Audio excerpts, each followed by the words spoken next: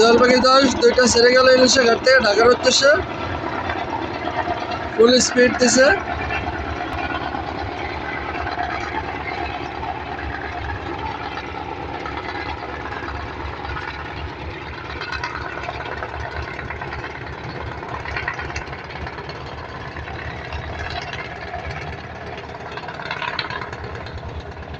MB সুরভি ঘাটে সে কালকে রাত্রে যায় না, আজকে ছেড়ে যাবে ঢাকার উদ্দেশ্যে রাত্র 10টা সাড়ে 10টা।